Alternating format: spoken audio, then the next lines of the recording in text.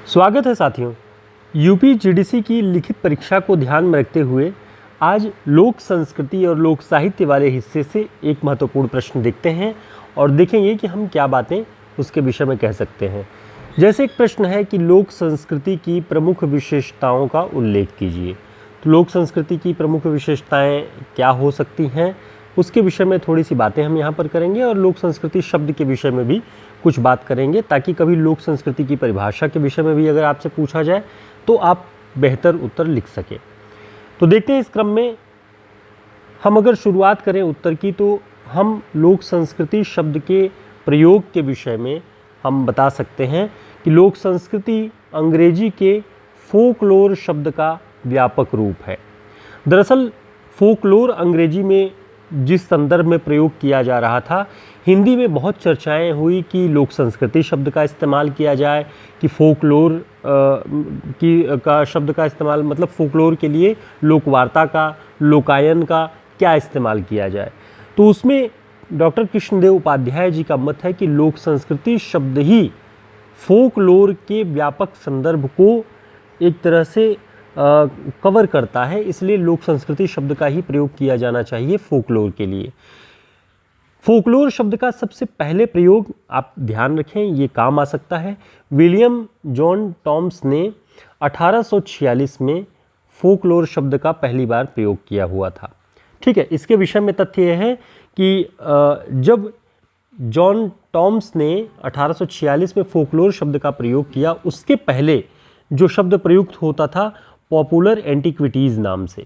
ठीक है, लेकिन इन्हीं को बाद में फोकलोर शब्द दिया विलियम टॉम्स ने। ठीक है, ये आपको ध्यान रखना है। विलियम टॉम्स ने जब इस शब्द को फोकलोर शब्द को दिया, तब उन्होंने जो संदर्भ बताया, उन्होंने कहा कि इस जो नवीन शब्द की सृष्टि है, इसका तात्पर्य है कि मनुष्य के रीति रिवाज, अंधविश्वास, रहन सहन, विधि विधान, विधिक क्रियाकलापों का एवं लोकगीत एवं कथाओं से इसका संबंध है, यानी एक व्यापक परिदृश्य में। और कृष्णदेव उपाध्याय जी ने अपनी पुस्तक में बताया लोक संस्कृति की भूमिका, लोक साहित्य की भूमिका में, कि लोकायन, लोकवार्ता आदि शब्द फोकलोर के इतने व्यापक परिदृश्य को कवर नहीं कर पा रहे थे। इसलिए लोक संस्कृति ऐसा शब्द है जो पूरी तरह से समानार्थी है फोकलोर का। ठीक है, तो ये संदर्भ है, आप इसे ध्यान रखेंगे तो आपको काफ़ी मदद मिलेगी। हिंदी में इसके लिए लोक संस्कृति शब्द तथा लोकवार्ता जैसे शब्द प्रचलित हैं, लेकिन लोकवार्ता मान्य नहीं है। ध्यान रखना है आपको, लोकवार्ता को स्वीकार नहीं किया गया।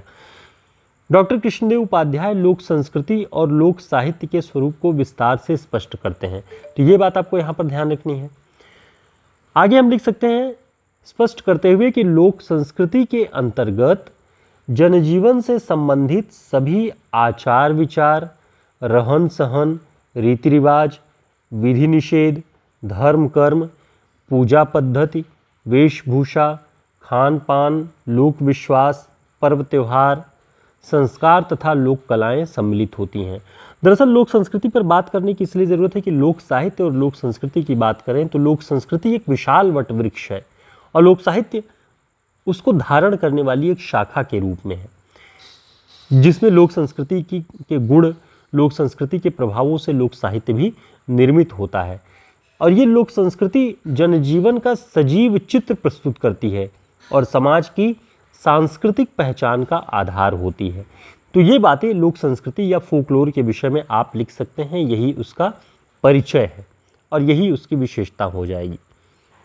आचार्य हजारी प्रसाद द्विवेदी जी इसका थोड़ा सा वर्गीकरण करते हुए लिखते हैं, वो बताते हैं कि लोकगीत, लोक गाथाएँ और लोक जो अन्य परंपराएं होती हैं, लोक नाट्य वगैरह, ये सब लोक साहित्य के अंग हैं। जबकि जब लोक शिल्प की बात करें, लोक कलाओं की बात करें, लोक उद्योग, परंपराएं और संस्कार, ये सभी क्या हैं? ये सभी लोक संस्कृति के अंतर्गत आते हैं। ठीक है, तो लोक साहित्य और लोक संस्कृति दोनों के अंतर को भी हम यहाँ पर बताएंगे, तो उसकी लोक संस्कृति की विशेषताएं भी स्पष्ट हो जाती हैं। तो एक शॉर्ट आंसर 125 से 30 शब्दों का ये उत्तर आपको एक रूपरेखा देगा कि आप इन प्रश्नों के उत्तर कैसे लिखें, और कुछ बातें भी जो हमने अतिरिक्त आपको बताई, उससे आपको ये अंदाज़ा होगा कि लोक संस्कृति, लोक साहित्य के संबंध में कौन कौन सी बातें कृष्णदेव उपाध्याय जी ने अपने पुस्तक में बताई हैं जो कि आपको आगे काम आएंगी। तो हम ऐसे ही छोटी छोटी क्लासेस के माध्यम से एक एक दो प्रश्नों के माध्यम से अपने पाठ्यक्रम के महत्वपूर्ण हिस्सों को कवर करेंगे। आप चलते फिरते 5 मिनट में 7 मिनट में एक प्रश्न को बड़े अच्छे से पूरा कर सकते हैं। यूपीजीडीसी के बैच से जुड़ने के लिए हमारे व्हाट्सएप नंबर पर संपर्क करके चैनल पेज पर जाकर के आप नंबर ले सकते हैं, संपर्क कर सकते हैं, बैच को ज्वाइन कर सकते हैं। जल्दी कट ऑफ और रिजल्ट भी आ जाएगा, जिससे रिटर्न परीक्षा की तैयारी के लिए आपको पूरी मेहनत के साथ और तेज़ी के साथ जुड़ना होगा। तो फिर मिलते हैं एक नए प्रश्न के साथ, तब तक के लिए नमस्कार।